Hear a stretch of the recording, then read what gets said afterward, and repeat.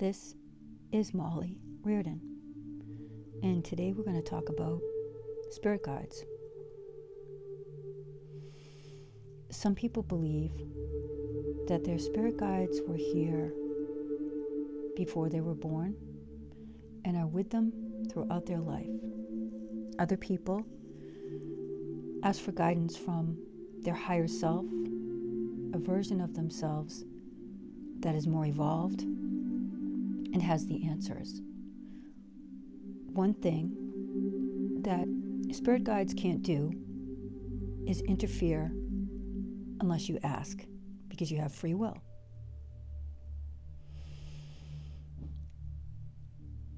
So, how do you hear your spirit guide?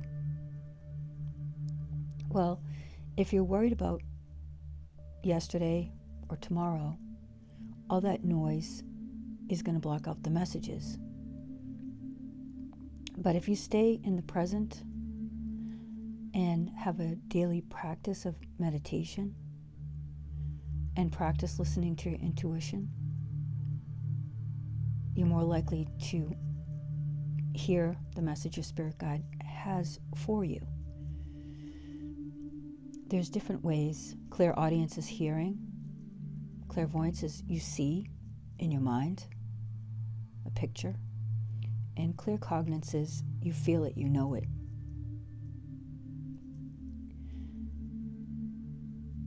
Some people believe in archangels, guardian angels.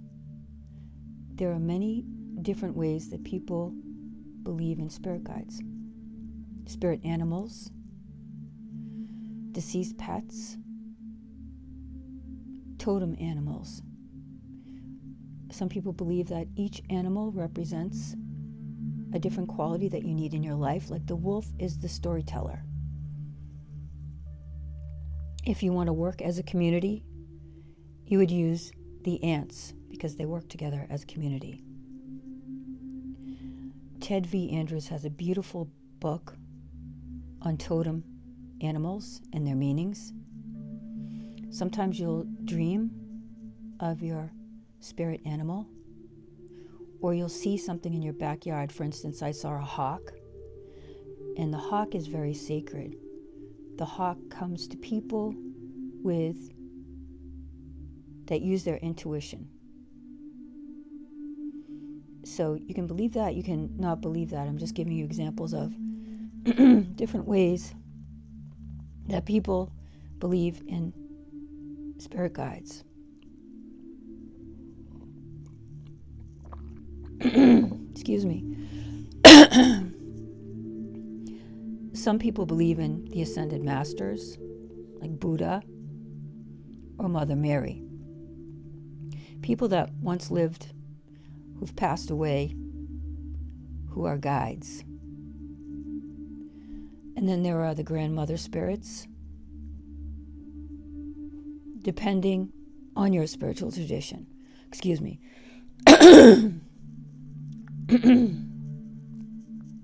So there's also, spirit is a conduit. And so water is a great place to get a message from spirit, because water is the conduit for spirit.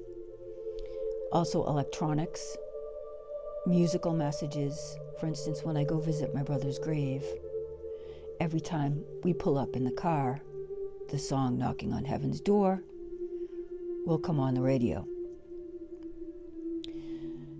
So when people come to me for messages from their loved ones, sometimes spirit will give it to me as a song that means something to only them. So also the cardinal is known to be a messenger from a loved one from the beyond.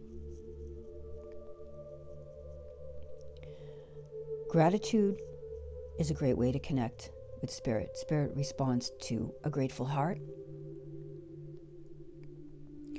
You can write a letter to your spirit guide. So a spirit journal is a good idea. Ask for signs and journal what kind of signs you get. So there's many traditions, and you pick the one that resonates with you. For me, I was in a car one night. My ex let me borrow his car, and I saw a wisp of smoke coming out of the hood. And my logical brain said, that's just a wisp of smoke. Nothing to worry about. I pulled over, and my spirit guide said, grab your bag, jump out of the car and run.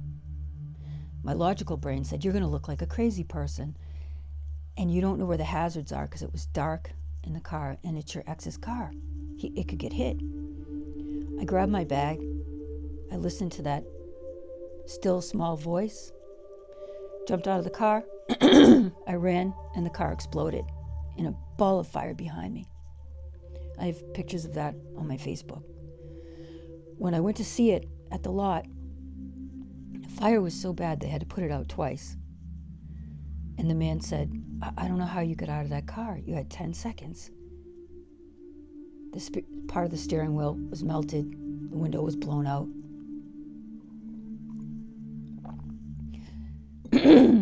Some of us, excuse me, it's winter here. I have a little tickle in my throat. Some of us will meet someone when we're dating, and they look good, but that still small voice tells us something's wrong. And a lot of times we don't want to listen to that because they look so good. But when it goes down, when things go bad, we say, wow, I should have listened to that. I knew that. Now, Spirit sometimes works through people. Someone might invite you to a class or recommend you take a college course. So by journaling and writing down our day, we start to understand how our higher self or spirit is working with us.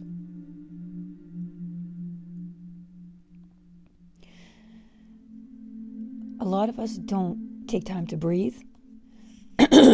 Excuse me. So we're going to practice that right now. When we shallow breathe, we're not connected to spirit. When we deep breathe, it's easier for spirit to come through. So we also need to be grounded into Mother Earth and thank her for providing for us, and allow the light from above to come through us. So we're connected to Mother Earth and to the sun, or for those of you that believe in God, to God's light. So just imagine, close your eyes, and take a moment to take a deep breath in of the light, and breathe out all that no longer serves you. And feel that cord at the base of your spine going deep into Mother Earth to ground you. That light coming down, filling you, going into the core of Mother Earth. And thank Mother Earth for providing for you. Take another deep breath of light in through your nose. And breathe out all that no longer serves you. And this time when you breathe in, we're going to hold it to the count of 4. Breathe in the light. 1, 2, 3, 4. Breathe out. And now just take a moment to listen.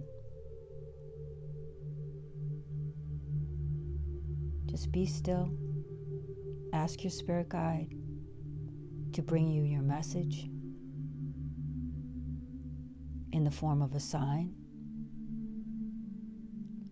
or a song, or a totem animal.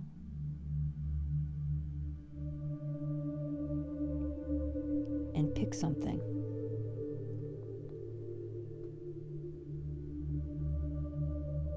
For instance, one day, my mother and I don't have the easiest relationship, so I asked for a sign.